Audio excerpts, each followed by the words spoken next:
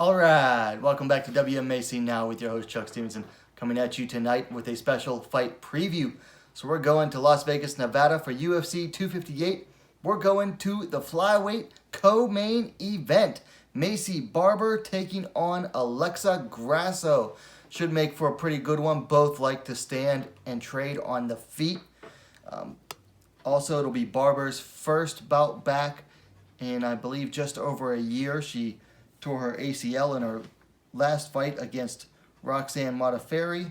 And this bout got moved up to co-main event status just over a week ago when the previous co-main event got pulled from the card. So, should make for a pretty exciting fight. Anyway, let's go ahead and take a look at the stats here first of all. The future Barber coming in at 8-1, Grasso coming in 12-3. Now Barber, of course, coming off a loss to Modafferi a year ago via unanimous decision. Before that, she was undefeated at 3-0 in the UFC. Grasso, on the other hand, coming in at 12-3. She's coming off a win in her flyweight debut over Jeon Kim 5 months ago. Prior to that, she had lost a majority decision to Carla Esparza about a year and 4 months ago, still down there at strawweight. Grasso is going to be the elder fighter by 5 years, 27 to Barber's 22 years. They are listed at the same height on Tapology, 5 feet 5 inches, 165 centimeters. However, Grasso has a very slight reach advantage, 66 inches, 168 centimeters, to Barber's 65 inches, 165 centimeters. So that's how they stack up statistically. Let's break these fighters down one by one. Let's start with the higher ranked fighter, the 10th ranked Macy Barber.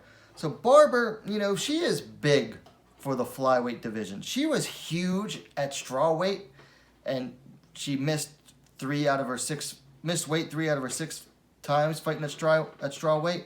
Then she moved up to flyweight, and she was still big at flyweight. So she is very big for the division. Along with that size, she is heavy-handed. So she puts those at size behind her punches and her elbows too. She's very heavy-handed. She lands a big punch. A lot of her opponents, they get hurt, and then she pours them on even more. And then also, Barber is a finisher. Always hunting for the finish, and she is very confident as well. She's young, she's brash. She has that confidence to back up that finishing ability. And she goes in there looking to finish her opponents, and she usually gets it. Now, some of Barber's problems, well, first off, she has a very stiff, straight-bodied stance. I mean, she bends at the legs, but then her body is just straight up and down all the time. And also with that, she has a wide open defense. So when she does get hit, she tends to not take those hits very well. And especially if her opponent attacks her and comes straight at her with a punch, it usually gets right through her defense and hits her, and she does not react well and tends to get knocked down sometimes. Another problem with Barber is that she hasn't shown an ability to fight off the back foot. It's almost as if her entire strategy results in just her being the attacker, staying confident, being on the attack, and being the lead in the fight. And if you put her on her back foot, then it completely takes her out of her element, takes her off of her game plan. And then finally, one of the biggest problems I've seen with Barber is that because she's big and strong and she's athletic, she tends to overly rely on her strength and athleticism to the detriment of technique. I mean, across the 4 fights I've seen of her, I've seen very little in technical advancement because she keeps getting by on being big and strong and she hurts an opponent with a big punch, and then she tends to pour it on like Chris Cyborg style, where she just starts winging punches and elbows, and if they land, they land, and then it looks good, and it's basically, she's not like a one-punch knockout style, she's like a swarming style. She lands that big punch, and then she brings on the attack to swarm her opponents. It's not technical at all, and because of her strength and athleticism, she tends to get away with it a lot. And she gets away with it against sometimes technically superior opponents who don't have the strength and athleticism that she does. So that is Macy Barber. So let's talk about number 15th ranked Alexa Grasso. So Grasso is biggest thing she is known for is her clean, crisp boxing. Her uncle was a pro boxer, and he's one of her primary trainers. Trains out of that Lobo gym down there in Guadalajara. All of those fighters come out of that camp with very clean, crisp boxing. And along with that boxing and those smooth hands comes good footwork and movement. You know, Grasso, she's almost always on the move. She's got that good footwork. It allows her to move around, maneuver around her opponents, and keep those hands coming. And then she also has, and this was most evident in her last fight against Ji-Yeon Kim, she has a newfound power at flyweight. I mean, she was landing good, heavy, hard shots on Ji-Yeon Kim. Ji-Yeon Kim came out of there. Her face was a swollen mess. I've never seen anyone beat up Ji-Yeon Kim the way that Grasso did in that fight.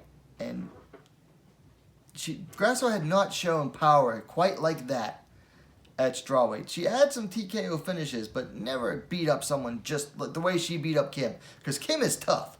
I mean, she wasn't going to put Kim away with strikes, but she had her busted up. So she's definitely found a new power now that she's moved up to flyweight. Now, sometimes Grasso tends to neglect her head movement. Like, for example, in that fight with Kim, she stayed right on a straight line and ate some shots that she probably should not have eaten had she, stuck with her head movement that she's shown in other fights. But sometimes she just neglects it. She also, of course, everyone knows this now, she has a questionable ground game. She gets taken down fairly easily, although she's mostly been faced with tough grapplers when she gets taken down. So, and then she, has a propensity to just lock up the guard, close it off, and stay on the bottom for too long when she should be fighting for sweeps and reversals and such. And then one of Grasso's biggest problems is that, sometimes she's hesitant. She doesn't pour it on. Sometimes she lacks the killer instinct. Now, some people think that it might be because she broke her hands several times while still with Invicta. I don't think that'll be quite as big a problem at flyweight because, she's not draining herself to make weight. She should have stronger bones, but hopefully she's gotten over that, but she's definitely shown hesitation plenty of times in the past when she could have finished opponents. So she's hesitant. So that's Grasso, and that's each of these fighters individually. So let's talk about what each of them needs to do to win. For Barber, she's always best when she is moving forward and on the attack. So that's what she's got to do. She's got to keep moving forward, be on the attack. And she's also got to try to cut off the cage against Grasso. Several of Barber's finishes and some of her best finishes have come when she gets her opponent against the cage, and that's when she can just unleash the swarm. So she can cut off the cage to land those big shots and pour it on. And then if she can get it to the ground against Grasso, I haven't seen Barber display like good lower body takedowns, so go for those trip takedowns from the clinch. Now for Grasso, I think it'd be best advised for her to stay mobile. Utilize that footwork and be aware of where she is and spatial awareness. Utilize spatial awareness to know where the cage is and keep her back off of it. She's also got to look for openings. Like I said, Barber has a pretty porous guard, so if she can take a chance to land those straight punches, I think she'll be able to find it almost every time. And then she's got to avoid getting into firefights with Barber. She got into some firefights with Kim last time, but she can't afford it against Barber, because if she takes a hard one and Barber starts swarming, the ref will probably be quick to stop it.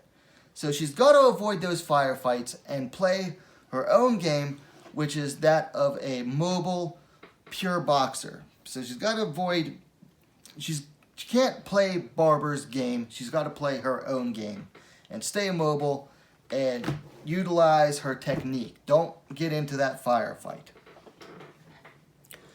Okay, so that is my breakdown of both the fighters as individuals and how I think, you know, what they need to do to fight each other. Now, as for who I'm picking to win, well, I'm going to go with Alexa Grasso. I think she's just an overall, you know, all-around better fighter than Macy Barber is. And I've seen Macy Barber, the way she reacts to getting hit to straight shots, and Grasso is always throwing straight punches. So I think Grasso is going to have a distinct advantage in the striking department overall. Now, do I think Macy Barber can win? Definitely. If she can land that big shot, which she has multiple times before, and hurt Grasso, then she can definitely swarm. Or if she can get Grasso down, I think she might have an advantage on the ground with her superior size. Just hold Grasso down and land ground and pound. But overall, I think Grasso is just the overall better fighter, and she has the athleticism to match Barber. Maybe not the strength, but she definitely has the athleticism. So I'm going to go with Alexa Grasso to win this one. So those are my thoughts on this fight, taking Alexa Grasso to win. Anyway, let me know your thoughts on the fight in the comments down below. Who do you think is going to win? If you liked the video, please give it a like. And while you're at it, go ahead and subscribe to WMMA Now, the most complete women's mixed martial arts dedicated platform on YouTube. Thanks for watching. We'll see you next time.